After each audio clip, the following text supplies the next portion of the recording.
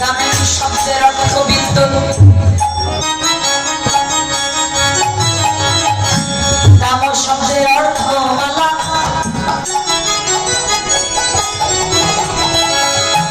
দামিনী রাম বিদ্যুৎ মালা। এই বিদ্যুৎ মালার আবার অহংকার, কিসের অহংকার না? বিদ্যুৎ মালার অহংকার হচ্ছে রূপের অহংকার। বিদ্যুৎ মালা বলছে আমি যখন ধরাই গগনে চমকিত হই, তখন আমার রূপের আলোয় এই জগৎ আলোকিত হয়ে যায়।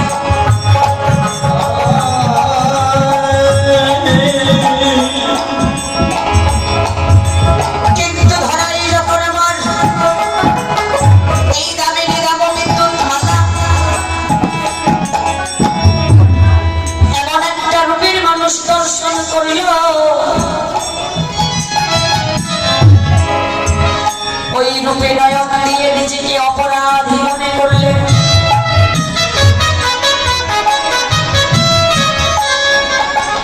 আমি এতদিন আমার রূপের অহংকারী করেছি,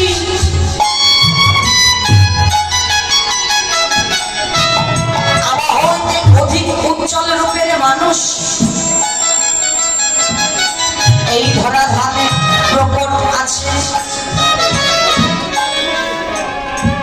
ওই রূপে নয়নে দিয়ে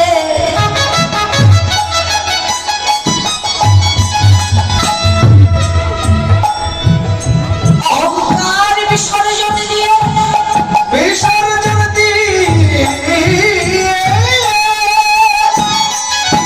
চিরকালে জন্মের মতো আমার গৌর শরণে সে আত্মসমর্পণ করিল।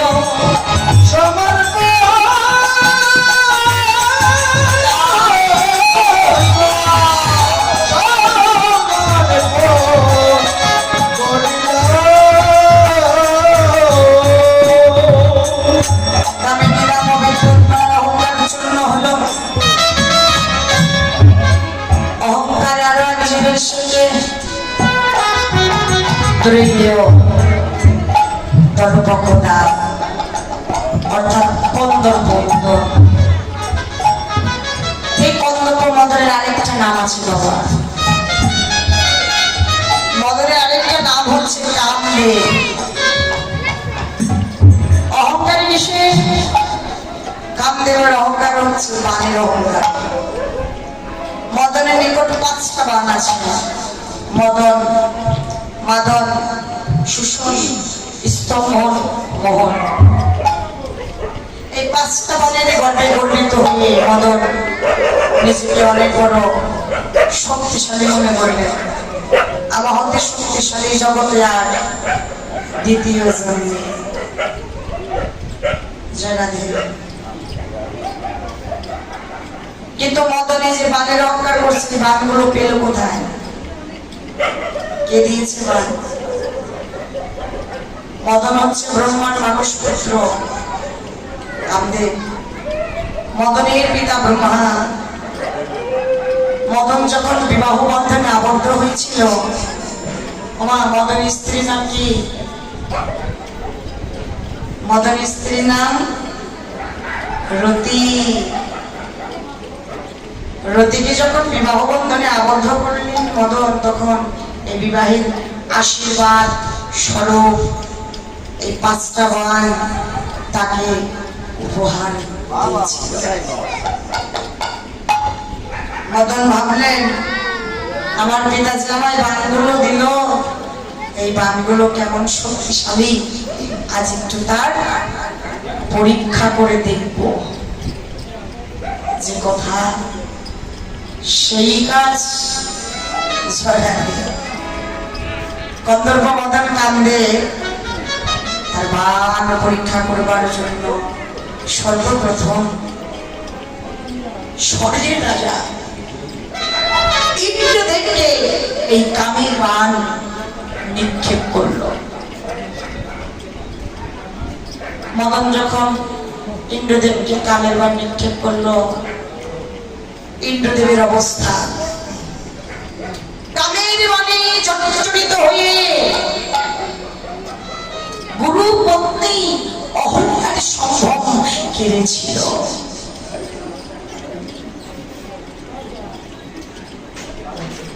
মদন কামের বাণের কাছে পরাস্ত। ইন্দ্রদেব পরাস্ত হয়ে গেল মদনের বাণের কাছে। মদনের শক্তি আরো বেড়ে গেল। আমি স্বর্গের রাজা ইন্দ্রদেবকে আবার কামের বাণ দিয়ে পরাস্ত করেছি। এবার কামের বাণ নিক্ষেপ করবো নিজ পিতা ব্রহ্মাকে। যখনই ব্রহ্মাকে কামের বাণ নিক্ষেপ করতে গেল, পিতা ব্রহ্মা বাধা দান করলেন, পুত্র তুমি এই কর্ম করো না। কিন্তু অবাধ্য সন্তানরা কোনদিন পিতা মাতার কথা শুনে? পিতা মাতার কথা শুনে না। মদন শুনল না। কামের বাণ নিক্ষেপ করলেন নিজ পিতা ব্রহ্মাকে। ব্রহ্মার অবস্থা কামের বাণে জর্জরিত হয়ে নিজ কন্যা সন্ধ্যার দিকে ধেয়ে চলল। সন্ধ্যা পিতার এমন কর্ম দেখে নিজেকে ত্রিখণ্ডে খণ্ডিত করে দিল। আর এই দেহটা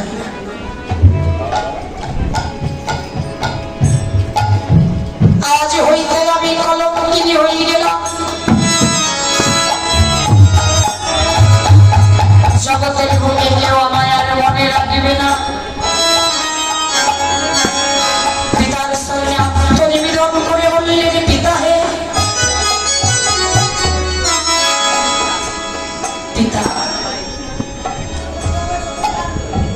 আমি তো আজ হইতে কলঙ্কিনী হলাম। তুমি আমায় এই আশীর্বাদ করো, এই বরদান করো যেন জগতের বুকে সবাই আমায় মনে রাখে। সেই পিতা ব্রহ্মা সন্ধ্যাকে নিজ কন্যাকে আশীর্বাদ দান করলেন। কন্যা তুমি ভাবনা করো না, তুমি কলঙ্কিত হবে না। এই জগতের বুকে যারা যারা হিন্দু ধর্মাবলম্বী রয়েছে, আজ হইতে ত্রিসন্ধ্যা গায়ত্রী রূপে তোমার পূজা করবে।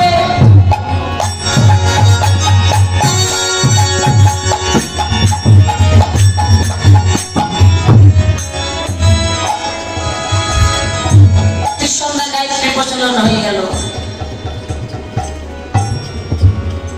সেই ত্রিসন্ধ্যা গায়ত্রী রূপে আমরা সন্ধ্যা বেলায় প্রদীপ প্রজ্বলিত করে আলো দান করি।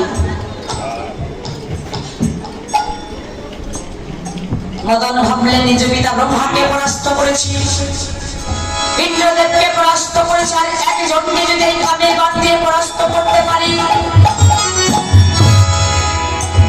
আমি হব জগতের সর্বশ্রেষ্ঠ শক্তিধর। আমার হতে আর এই জগতে শক্তি ধরার কেউ থাকবে না। দেখা যাক তাকে পরাস্ত করতে পারে কিনা। সর্বশেষ মদন কামের বাণ নিক্ষেপ করলেন দেবের দেব কৈলাসপতি মহাদেবকে। মহাদেবকে যখন কামের বাণ নিক্ষেপ করলেন, মহাদেব ছিল বাবা ধ্যানস্থ। তার ধ্যান ভঙ্গ হয়ে গেছে। পুনরায় আবার ধ্যানস্থ হয়ে লক্ষ্য করলেন কন্দর্প মদন আমায় কামের বাণ নিক্ষেপ করেছে। যেই না দর্শন করলেন মদন তাকে কামের বাণ নিক্ষেপ করেছে, তার ক্রোধ জাগ্রত হয়ে গেল। যে না ক্রোধ জাগ্রত হয়ে গেল, তার ত্রিনেত্র খুলে গেল। যখন ত্রিনেত্র খুলে গেল, ওই ত্রিনেত্র দিয়ে মদনের দিকে তাকিয়েছে। ত্রিনেত্র রোগিণী জ্যোতি লেগে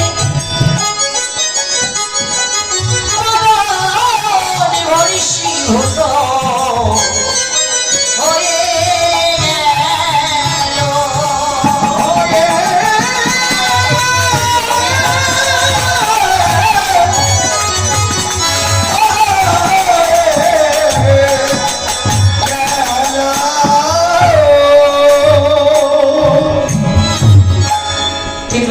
এখানে কীর্তন গায় আর মায়ের রাধারে পিছিয়ে বসে আছে। এখনো কি আপন হইতে পারে? এই ভালোবাসা আপনাদের কাছে এসে বসেন।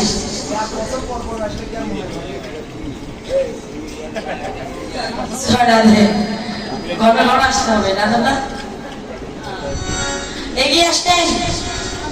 জানি তাই আমি কি পর নাকি পেটের সন্তান না পিছিয়ে বউ মাসি? আর এখন কত সুন্দর লাগতেছে। যা রাধে, হরে কৃষ্ণ। কয়টা পর্যন্ত থাকবেন তোমার দিদির সাথে? কয়টা পর্যন্ত? ও তোমাদের এই যে বন্ধু থাকবে রাত 2টা পর্যন্ত। কে কে থাকবেন হাত তুলেন তো দেখি। আর থাকবেন না কে কে? যে রাত 2টা পর্যন্ত আমার সাথে কি এই আসলে থাকবে তাদের জন্য একটা উপহার আছে। তার জন্য উপহার আছে, সে উপহার জীবনে উপহার নাই। সারা জীবন তো কীর্তনের উপহার দিয়েছি, আজ কীর্তনই আপনাদের দিবে। এখন বলবো না, রাত 2টার সময় কথা কাজে মিলিয়ে নেবে। উপহারটা এত চমৎকার হবে, যার জন্য আপনারা আশা করে বসে আছেন, ঠিক সেই উপহারটাই আজ পাবেন। কথা দিলাম আমি। এখন না, রাত 2টার সময়। রাধে মদন যখন হরিষ্কৃত হয়ে গেল, মদন ছাই হয়েছে এই জগতের বুকে।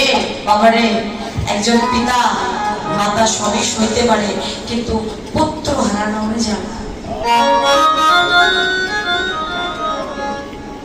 সন্তান হারানোর জ্বালা, এই জ্বালাটা কোনো পিতা সহ্য পারে না। জগতের মাঝে না পাওয়ার জ্বালা সইতে পারা যায়, কিন্তু পেয়ে হারানোর জ্বালা, এই জ্বালাটা সইতে পারা যায় না। যে ধন কোনোদিন পাই নাই,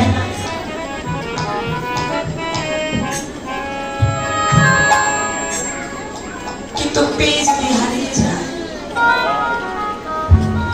এই জ্বালা সইতে পারা যায় না।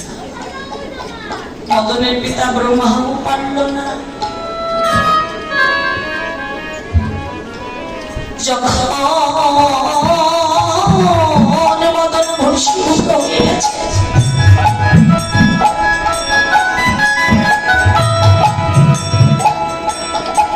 মদনের পিতা ছুটিয়ে রেখে কৈলাসপতি দেবের মহাদেবের শরণ।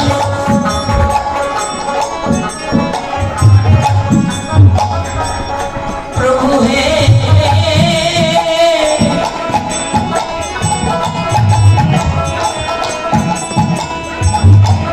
তুমি আমার সন্তানকে এমন করে শেষ করে দিলে।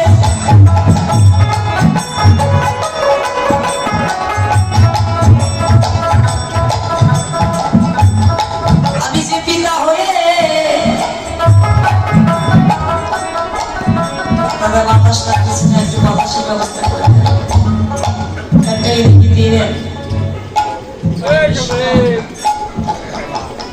পিতা হয়ে পবিত্র হারানোর জ্বালা সইতে পারছি না।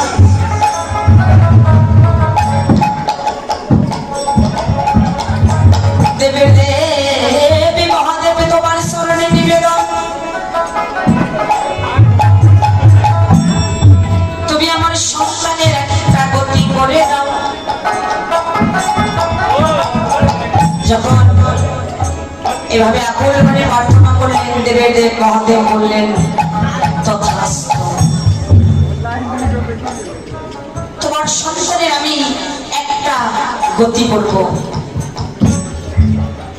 সন্তানে থাকবে না তনু, তনু অর্থাৎ দেহ, কিন্তু তোমার সন্তানের এই জগতে শক্তি প্রকট থাকবে।